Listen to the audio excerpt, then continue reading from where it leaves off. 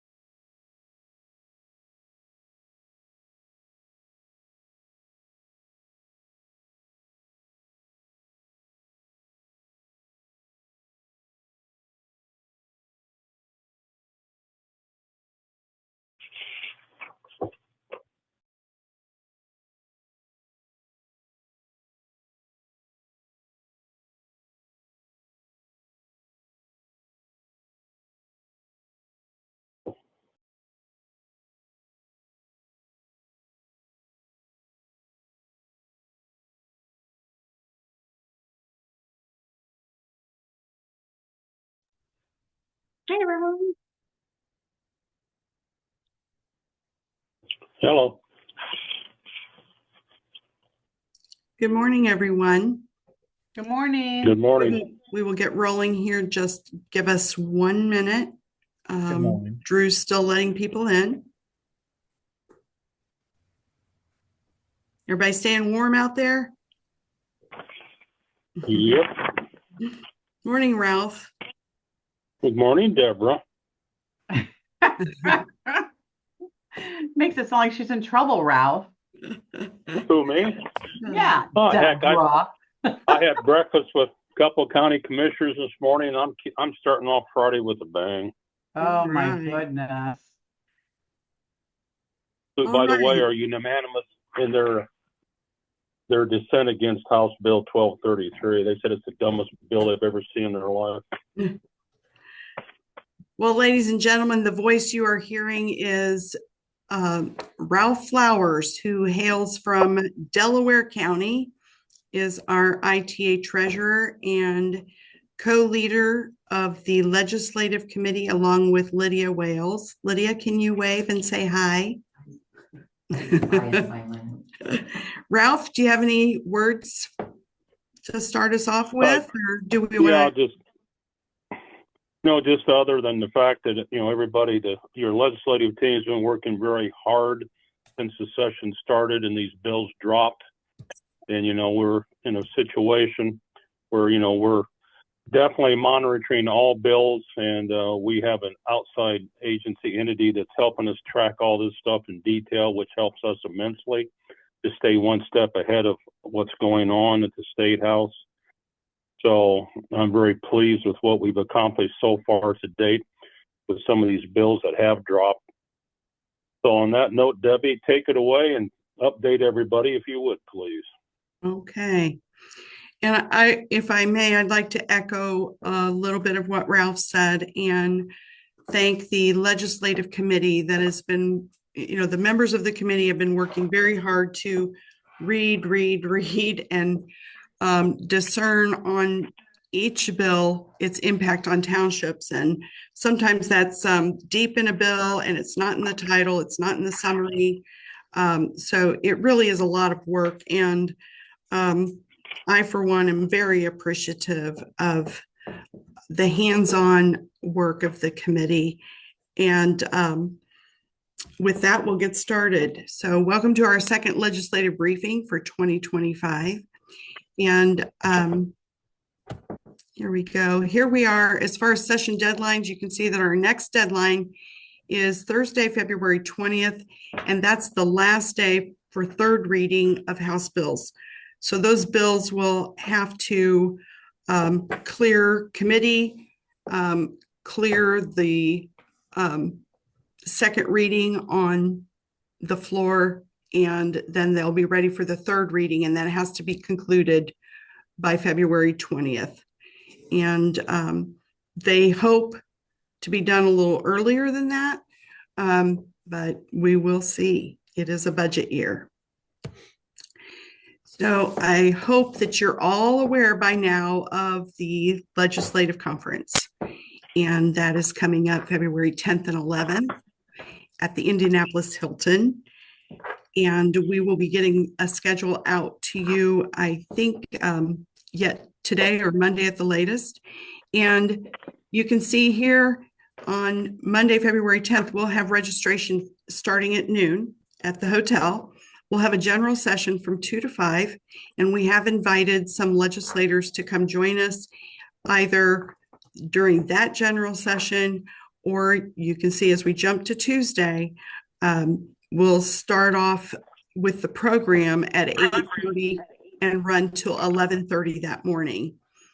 We'll have lunch on our own and meet up over at the State House around 1 o'clock to make contacts over there and see and be seen. The reception is that evening from 4:30 to 6:30. Now, this isn't a dinner. It is simply a reception with some hors d'oeuvres and beverages and that sort of thing. But we can't say enough about the importance of your presence there.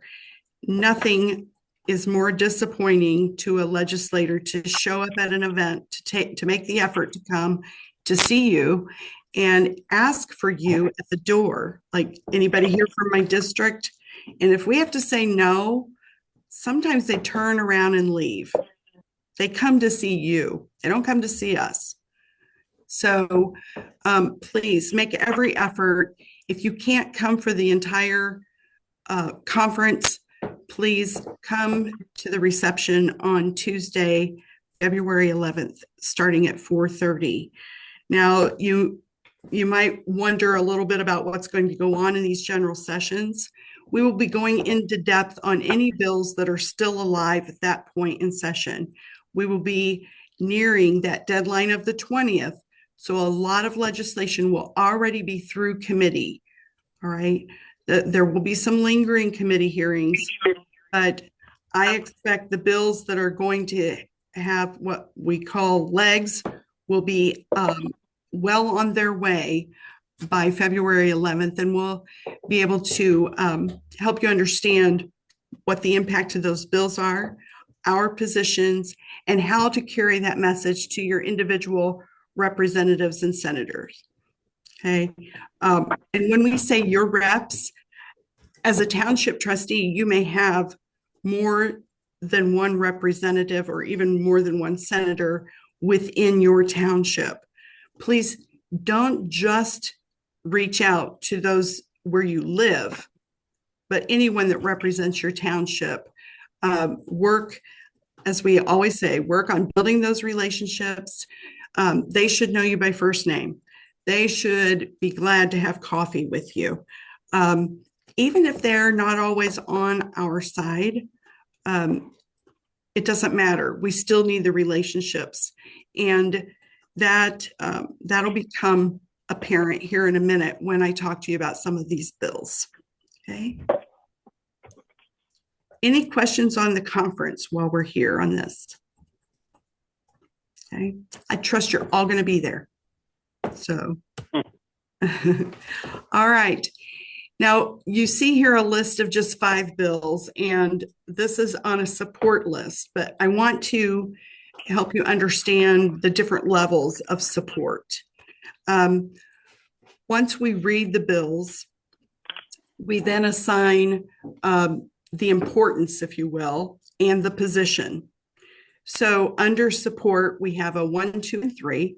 1 means we will work the bill to get it over the finish line. We will stay with it. We will testify. We will work that bill. We will ask for your help in getting those bills passed.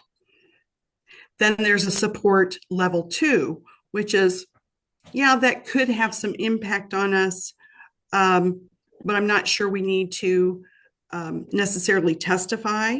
But if asked, we will indicate our support for legislation.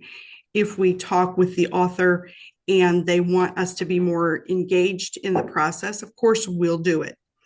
And as amendments are added during the committee process, we will be examining those to be sure that our level of support shifts. Maybe it becomes stronger, or maybe we have to flip it to oppose. We don't know. Okay. And then there's the support level 3, which is, it could have an impact if amended. It is something that we watch and keep our eyes on, especially for negative amendments. But you're not going to see it like on these briefings, since we simply don't have time to go through all of those. So I just want to quickly go through these 5 that have bubbled up to our support list, and give you an idea of what they're about, and encourage you to come along with us and help support these pieces of legislation. So Senate Bill 99 is the Township Shelter Assistance Bill that we talked about last time, and that broadens the definition of shelter. It gives more discretion to the trustee to be able to support or pay for shelter that might be non-traditional in its means, or in itself, and is something that we like. Anytime that General Assembly moves to give us more discretion and broaden some of these definitions that are in code, we support those. Okay. Senate Bill 104 is residential TIF. If you're not familiar with TIFs, then you probably don't have to worry about those being in your neck of the woods, but those that are near or part of municipalities, sometimes the counties issue TIFs for economic development purposes. And Senator Niemeyer has been good enough to offer this legislation that would set aside a percentage of the TIF tax revenue. So the revenue from the TIF, a percentage would have to come back to the local government that is providing public or public safety. So to be a percentage of TIF money coming back for public safety purposes. We like that. Senate Bill 512 is insurance pooling for political subdivision, written by Senator Becker. And what this would allow is for different units to come together for the, as it says, to be able to purchase insurance. It appears that it would include health insurance. This is one that we haven't dug deep into yet, but on the surface, it looks like a really good idea. If townships offer, say, health insurance benefits, it has to be a group policy in the name of the township. And that proves to be a real challenge for the smaller townships, especially those that rely on part-time support or staff. And that makes it a struggle for the trustee who may, is full-time to be able to get health insurance benefits. So we like the idea of Senate Bill 512. Then House Bill 1312 has to do with public notices, and it is authored by Representative Meltzer. And this opens a portal on the state's website where we would place our public notices. It would alleviate us from having to use local newspapers so much. And the argument, this has been brought up through the years a few times. And the Press Association always pushes very hard, and they lobby pretty hard against this move, understandably. And at the same time, how many newspapers in our state have supported township government?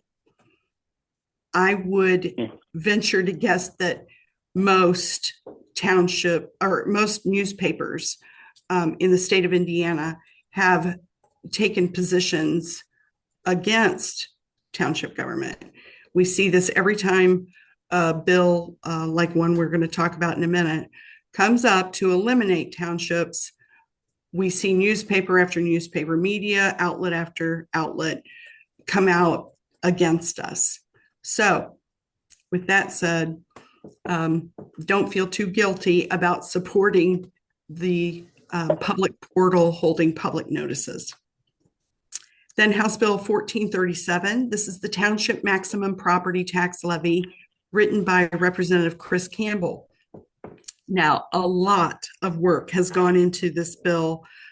I don't know if Angel is on the call, but Angel is on our legislative committee and is from Wabash Township in Tippecanoe County, and took office a couple of years ago and found that their max levy was simply well below the average levies within the county and actually within the state.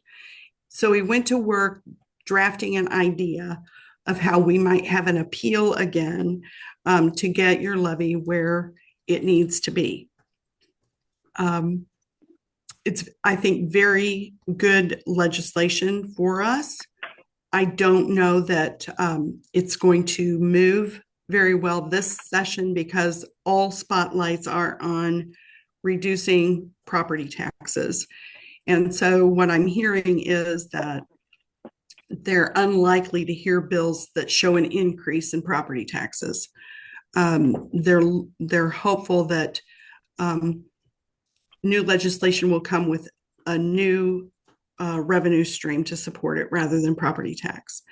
So while I'm not suggesting we give up hope, now is the time to show our support for this type of legislation so that if we can't get it off the ground 2025, we can work in 26 and we will have laid the groundwork. And that goes for any of the legislation that we support.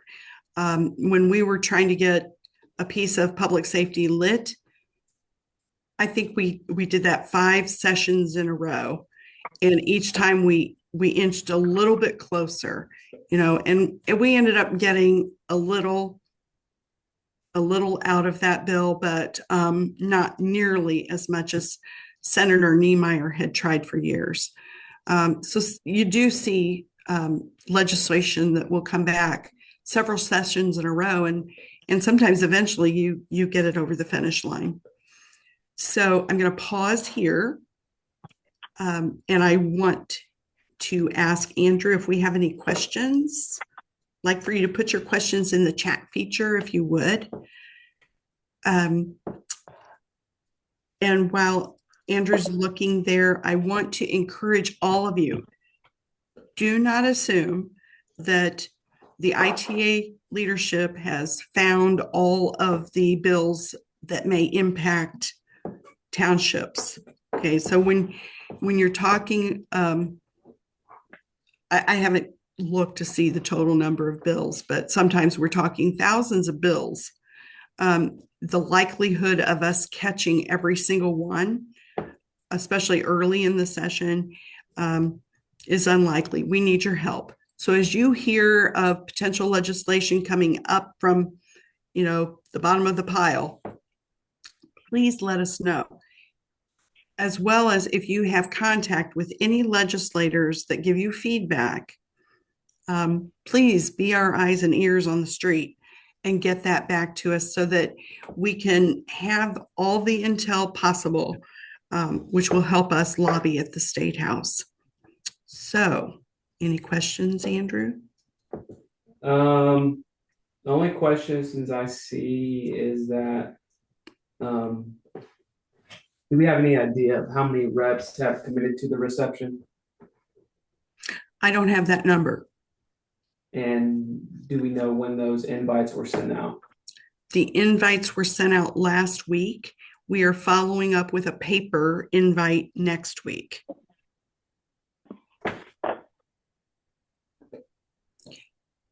And by the way, we did not require RSVPs because we didn't want to hinder anyone whose calendar opens up at the last minute, because we will be encouraging them to come right up to the last minute. That will be something that we do even at the State House, where you see your rep over there, you go up to them, shake their hand and say, by the way, I hope to see you later today. Simple as that. They know you're there. They're more likely to come over and sit for a while and visit and, catch up on what they're working on. Good. All right. Now we're going to talk about problematic bills, and this might be a nice way to say oppose, but it also indicates that, or I want you to understand that it indicates these are bills that we are actually working with either the chairman of the committee to which it's assigned or the authors to do something about the way the bill is written, or we will work to kill it. So the first one, Senate Bill 352, is the Local Government Efficiency Task Force bill. And we flagged this one. It's authored by Gaskill and Holdman. And if anyone is on the line that is in Senator Holdman's district, I'd like to have a private conversation with you. If you have time, reach out to me. I'm going to pull up that bill because I want to read a section of it to you.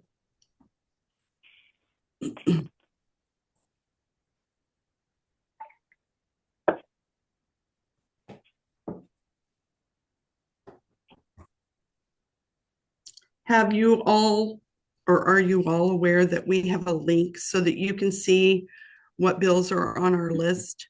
I believe it's in the chat. I believe Andrew put it there. He's nodding. So it's in the chat. You can click that link any day. It will give you a real-time report of what bills are on our list. And eventually it will show our position and our rating as far as the importance of the bill. Okay. So Senate Bill 352 establishes a local government task force to study creating a more streamlined and cost-effective local government structure. Keyword, structure. It sets forth the membership and requires the task force to issue a report to the General Assembly and the governor not later than November 1st, 2026. Now, when you get deeper into this bill, I'll get there for you.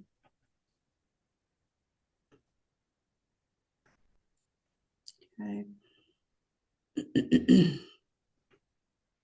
Well, I'm having some issues here. It gives a list of the things that the task force is to look at.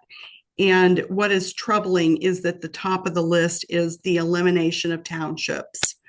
Now, the bill calls for representation on the task force by township representatives. And of course, if this were to pass, we would pursue getting named to those seats. But that makes it very problematic. So if the authors do not respond and agree to work with us on how the bill is worded, we will have no choice but to oppose it. We won't do this in a huge blast sort of way, but we will go to the chairman of the committee and pursue it not being heard. That would be our approach with something like that. Partially because of, to have the perception that we stand against looking at how we can be more efficient or effective isn't a good look, right? We would normally support that kind of thing. But if listed in the scope of their mission is to look at eliminating townships, and that's the charge, we have a problem with that. Senate Bill 508, Property Tax Streamline, authored by Alexander and Johnson. This eliminates not only township assessors, but the county assessor places all assessing duties under the county auditor.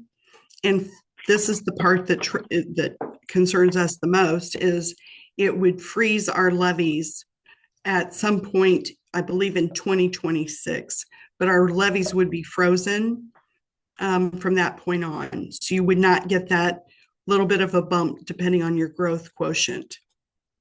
Okay. So we are opposed to Senate Bill 508. House Bill 1233, we talked a lot about this 2 weeks ago, authored by Engelman, Delaney, Snow, and Pressel. We have met both with the chairman of the House Local Government Committee, where this bill is assigned, and the author, Karen Engelman. And the situation is such that we are being asked to provide an alternative to 1233, an alternative of reorganization of townships. And the committee, the leadership team will be working to come up with, a substitution for what is written in 1233. We've said for years, they're just not going to stop from a legislative standpoint to push us towards consolidation. We did the study, concluded the study in 2023. We've been working to update some of the data along with our researcher from IU Public Policy Institute.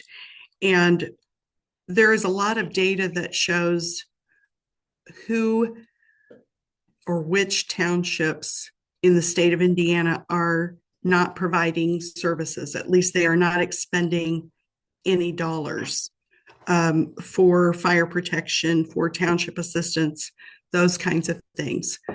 Those are the cases that when I sat with the author, she was able to identify some of those in her neck of the woods that she believes are not doing anything for their people. And that is troubling because we looked at the poverty rate for Engelman's district, and it is pretty troubling that the people in that area are not getting the help that the author thinks they should be getting. So that is kind of at the heart of her frustration. And we are trying to steer things in a better direction. So we're in a place of negotiation is bottom line. All right. And moving on to House Bill 1461, road funding. If you had asked me a year ago if we'd ever be in a transportation bill, I would have giggled and said, we haven't done roads or bridges for probably 50, 70 years, something like that. So no, we won't be in road funding, but we are. And side note, many of the people that work at the State House in the halls like we do, lobbying, advocating, have said this session, like none other, has a lot of bills that seem nonsensical or go to kind of take us to a place that we never thought we'd go, or don't seem to have stand a chance of ever passing. So it's a very odd kind of situation we're in. And so again, to see that we're in the road funding bill came as a surprise, but as I said earlier, all spotlights are on bills that will reduce property taxes. That is the main thrust in the State House right now. And so that's what this road funding piece is trying to get at.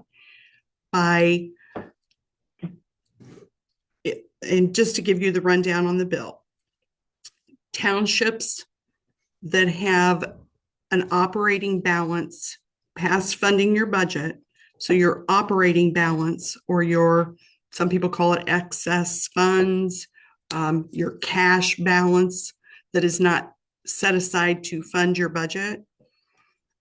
Those funds, we would be allowed to keep 15%, and the remainder would go into a road fund, a township road fund. Okay, so we would have to transfer those cash balances over to this fund. And then if a municipality or county wishes to do a road project within your township, they would bring that proposal to the township to see if it would meet with the approval of the township. And then we would participate in that road project.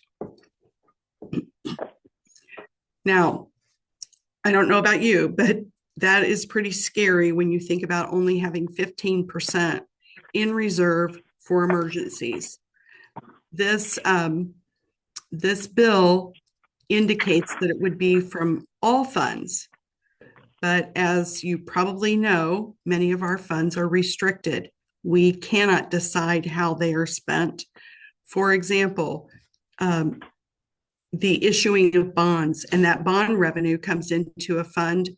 And yes, it is in the bottom line as a cash balance, but it in no way can you spend bond revenue for roads that were not written into your description when you sold the bonds. Same with any kind of issuing of debt. So the numbers that the legislative services an analyst produced were well beyond our true cash balance, because it included all restricted funds, payroll withholding funds, grant revenue, representative payee funds, and these debt or debt revenue funds, bond revenue funds, and so forth. Furthermore, state statute indicates that our fire funds can be used for nothing but fire. Our township assistance funds can be used only for township assistance expenditures. So we're calling all of these restricted funds, which greatly reduces the available, as the media likes to say, the pile of money that we're all sitting on. I hope you're laughing, because I don't believe we're all sitting on a pile of money that we have no use for. So after a long conversation with the author, I think there is room for consideration of an amendment that would greatly take the sting out of this bill and make it a good one, at least where we are concerned. All right. It's my understanding no one likes the bill that's impacted. So, but it is the bill that is expected to take off on road funding, and Pressel is the chair of the Transportation Committee. Now, you only see 4 bills here. There are more problematic bills, but we have not put them to this list yet, as we are still trying to either get with the author, get with the chairman of the committee. Are they even going to hear the bill? There are hundreds of bills that will never see the light of day. They'll never have a hearing in committee, but it requires us to go to each of those committee chairs, get a meeting with them, and find out, are you going to hear 1233? And then we strategize beyond that. It's most important, if you identify a bill that is not on that track list, the link is in the chat. If it's not on the track list, give it a few days, because we just sent an update last evening. So if you check that link next week and you know of especially some problematic bills that are not on our list, please let us know right away. Okay. All right. So any more questions, Andrew? Are there any? Mm. 1 second here. Mhm. Somebody asked, when did Pressel and others add themselves to 1233? Those are not on the filed bill, but Representative Engelman told me yesterday that Delaney, Snow, and Pressel were added as co-authors. Okay. Good question. Any others? Can you tell us some ideas you were thinking about for 1461 House Bill? For 1461, first of all, we gave information or data that demonstrated the difference between the total cash balance and where we really are. And that impressed the author enough to, I think, to have a discussion on, let me gather my thoughts here. So if we were given permission or the ability as a township to establish a road fund, if that is something that you as a trustee wish to do, your board wishes to do, set aside money, maybe like you do the rainy day, where you can tuck away funds for a road project, we would have the ability to do that, right? But not with a mandate that we keep 15% and the rest goes into the fund, okay? 15% is unreasonable, first of all. Secondly, I don't know if you recall, but several years ago, we negotiated legislation to prevent the elimination of boards, township boards, because the players at the time were Kevin Mayhem as chairman of regulatory reform and Representative Zimke. And Zimke had continuously brought this bill to eliminate township boards, claiming that they're not providing any oversight. They're not really doing anything. We could just answer to the county. We don't need a local board. And we fought very hard to keep it from being heard every year. And one session right in the middle of session, we had one of these bills and we sat down with Chairman Mahan and he said, listen, I have held the bill year after year. This is your last chance. You bring something that addresses townships where there are problems, meaning they don't seem to be doing their jobs, and something to do with the cash balances that you're holding. We had always fought back on the assertion that our cash balances were too high by proving that a lot of townships save like a savings account to purchase apparatus, to build that fire station, whatever it might be. They are saving money to pay cash or to reduce the amount that they have to borrow. So we demonstrated that time and time again when this argument came up. But we were put in a corner that session and asked the question, what is it that if the taxpayers aren't upset about it, then why are you?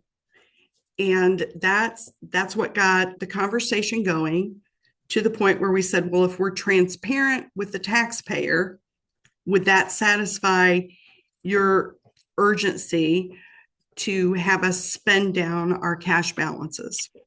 And they agreed. DLGF was in on authoring the amendment. And we were required, if your cash balances were at a certain threshold, you had to create a capital improvement plan, a CIP, that would show to the public, listen, we have this amount of money and we are saving it for this project. Okay. It was very simple, and not a lot of townships actually met that threshold. But if they did meet the threshold and they didn't complete a CIP or didn't want to, they were required to spend down to, I believe it was 150% of their budget in their cash reserves. I hope I explained that okay. But anyway, that was the legislation several years ago. We are revisiting that as a potential, and we suggested it several years ago, and really it took the heat off for many years, and we're back at it. We're getting media fired up right now talking about the piles of money that we're sitting on. And I hope you would agree that if we're transparent as to why we're holding on to these funds, that should suffice. So that is another idea that we have, just to give you a taste of where we're headed. So I don't know who asked the question, but I hope that answered it. If not, let us know here. One question says, Snow represents Kosciuszko County. How would you like us to, as a group, to approach them? At this point, we are not asking for you to do anything above what you would normally do. In other words, if a representative that you see listed here as an author represents your township, that's the opening to have a discussion or tell them your opinion on 1233 or any of these. All right. So we're not saying don't talk to your reps, but we are not giving an alert at this time because Representative Engelman is wanting to work with us. And so we will give her that respect to sit down with her, to have the opportunity to write something that she and the chair of the committee would accept as an alternative. So that's what we're trying to do. Again, if I'm not clear enough or not answering your question, be sure to speak up or put something in the chat. Anything else, Drew? Okay. See, I think got some calendar notes here for you. So our next legislative briefing, we will celebrate Valentine's Day together, since we all love each other so much. And before that, actually, don't forget the legislative conference and the reception. February Township Talk will be on the 13th at 10 a.m. And our next quarterly seminar that's coming up is Township Assistance Training on May 7th from 9 to 3 here in Fishers. We had our first quarter training last week, and Drew did I think an amazing job putting together the program, bringing in presenters. He presented himself, and we had roughly 80 some attendees. So encourage you to mark your calendar and watch for further information on the Township Assistance Training. Anything else? Lydia, you have anything? Ralph? Okay. No, I just think we're off to a good start. And I think people need to take this as an opportunity in the legislative committee to really get engaged and spread the word, because I think a lot of good positive things will come out of this session, regardless of some of these ridiculous bills. And there's always our goal is to come out of this looking stronger and more professional in the eyes of a lot of the legislators. And I think we will get there. Very good. Thank you. And thank you all. And legislative committee members, come back in a few minutes and we will have our meeting. Otherwise, I will plan to see all of you on February 10th. Have a great day. Thank you. Thank you. Bye.